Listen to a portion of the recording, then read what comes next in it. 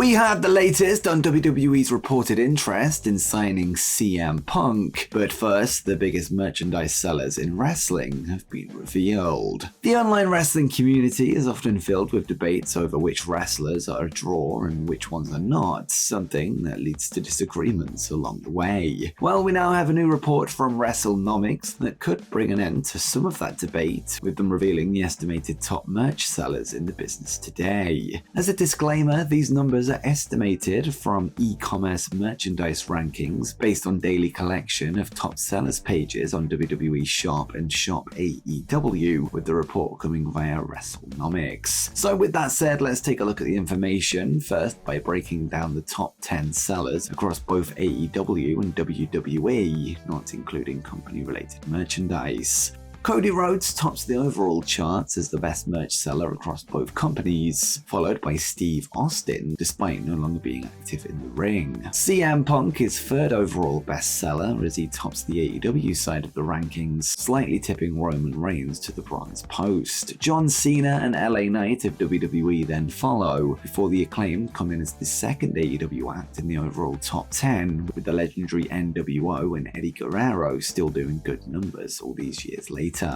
A couple of interesting takeaways to look at include the fact that despite being absent for the vast majority of the year, CM Punk sits at the top of the charts on the AEW side of things, with only Cody Rhodes topping his numbers when it comes to WWE. Another thing that I found funny is the fact that the Acclaimed are outselling the NWO and are the highest selling tag team because everybody loves the Acclaimed. Rhea Ripley also deserves a notable mention as being the only female listed in the rankings, with her clearly the most over talent in women's wrestling today, with her always on top. And next, a top AEW star turned down an offer from WWE. Last November, 5-time KOD openweight champion Konosuke Takeshita would officially sign a contract with All Elite Wrestling, this after a short excursion from his then promotion DDT. Since then, he's been tipped as one of the future wrestling stars due to his size, speed, and ability, ticking many of the boxes that it takes to make it in the business. Speaking with the official DDT Wrestling website this week, Takeshita would reveal that before he joined AEW, he had an offer on the table from WWE, before adding why he chose to become All Elite, and he would say,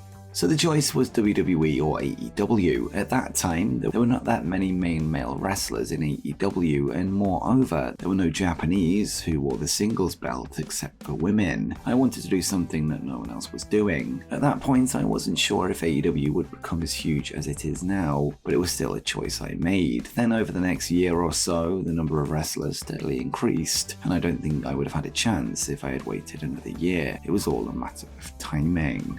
And next up, 4 matches have been added to Wrestle Kingdom. On last night's news video, we would discuss a recent challenge from Bryan Danielson to Kazuchika Okada for a rematch at Wrestle Kingdom. This after the American Dragon defeated the Rainmaker at Forbidden Door earlier this year. More recently, both men would compete in a tag team match that saw Bryan team with Claudio Castagnoli against Okada and Orange Cassidy, with Danielson being on the receiving end of an orange punch and Rainmaker to give a storyline reason for Dragon's absence from the ring due to a broken orbital bone. Well, we can now confirm that the challenge has been accepted and that Kazuchika Okada vs Bryan Danielson 2 is set for the Tokyo Dome this coming January, with New Japan Pro-Wrestling announcing the bout earlier today. On top of this, the Power Struggle event from this past weekend would also see a freeway bout for the IWGP United States Heavyweight Championship be confirmed, with Will Ospreay set to defend against Jon Moxley and Bullet Club's David Finlay inside the Dome. Elsewhere, Hiromu Takahashi is set to put his IWGP Junior Heavyweight title on the line against El Desperado, whilst Drilla Maloney and Clark Connors of Bullet Club War Dogs will put their IWGP Junior Heavyweight tag belts up for grabs against Francesco Akira and TJP, who were the winners of this year's Super Junior Tag League.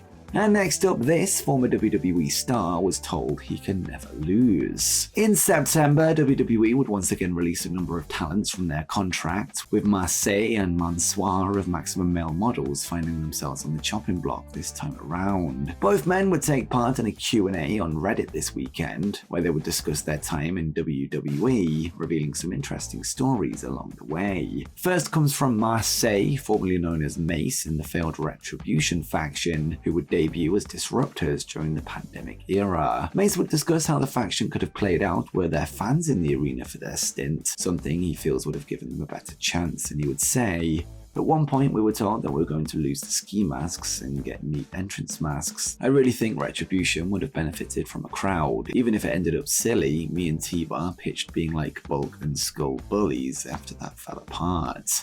Mansoor, who at one point was the face of the Saudi Arabian push from WWE, would then discuss his singles run in the company prior to joining Maximum Male Models, revealing that he was actually hindered by the fact that he couldn't lose, and he would note, "I'm proud of that 205 Live run and was glad I got the opportunity to show more of what I was capable of. Sadly, the streak was merely a byproduct of a mandate from up top. I couldn't lose, so it was never going to lead into anything. I was told I couldn't even lose by being the person not pinned in a tag or multi-man match, so winning the title was out of the question. Very creatively stifling and made it so I couldn't regularly appear on NXT." Both Mace and Mansoor find themselves on the free agency market following their release from WWE, with their non-compete clauses set to expire on December 20, in just over 2 months' time. And next, a scrapped AEW pitch for Cody Rhodes has been revealed. Upon Sting's AEW debut in December 2020, he would find himself in the ring face-to-face with Cody Rhodes, a man that grew up admiring the icon, something that felt like a sign of things to come in the future. Since then, however, the Stinger and Rhodes have yet to share the ring, with Cody's AEW departure and WWE return leaving them in different promotions entirely. Speaking with Justin Barrasso of Sports Illustrated this week, Cody Rhodes would discuss what could have been had he stayed in All Elite Wrestling, with him revealing that a match with Sting was pitched, seemingly as a way to get him to stick around, and he would say, "The last match I was offered in AEW was that match. It wasn't confirmed or anything like that, but just the little I had to do with his debut. There is a wonderful memory. I was a little Stinger. Maybe I'll pull out a Stinger splash in his honor. Seriously, cheers to a wonderful career." It feels extremely unlikely that we'll ever see Sting versus Cody at this point, with the icon set to retire in early 2023 at AEW Revolution, which is being billed as his final match. Whilst his opponent is yet to be confirmed, one man we do know that won't be stood across from him is the American Nightmare. And next up, we have the latest on WWE's reported interest in signing CM Punk. The future of CM Punk is anyone's guess at this point, with there being several online theories as to whether he's set to return to WWE, TNA, or even AEW as the man behind the devil mask. On last night's news video, we would cover a report from BWE, who would claim that Punk was scheduled for a call with WWE board members, with the backstage feeling being that he is returning, with the meeting the last step before this happens. However, we would point out that for now, it would probably be worth holding off until we hear the same thing from more well-known news sources, something that we now have. However, the latest doesn't back up BWE's claim. Ibu from Wrestle Purist, somebody known for his direct links to the CM Punk camp, would go live last night to reveal what he knows on the situation, where he would clarify WWE's stance on re-signing the Second City Saint. Tifo on X would put together a useful summary of the Wrestle Purist podcast that covers the key points made regarding the situation, and they would write,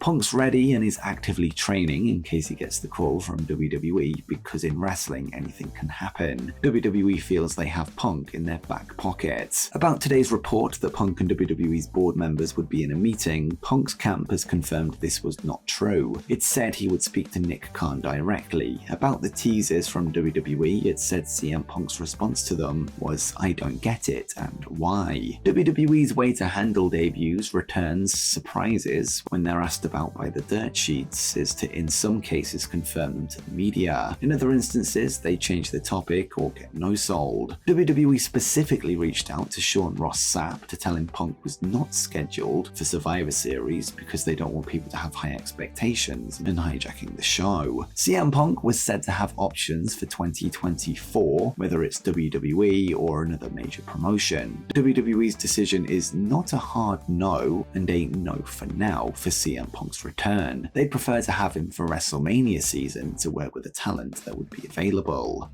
Regarding the last point, Ibu responded to the summary to clear some things up, and he would say, For clarification, I don't remember saying that last sentence. I'm not sure on their stance with that, but the presumption from many, including Punk's side, is that they're keeping him as a possible back pocket card to use for Mania season if a guy needs a big match and has no creative direction.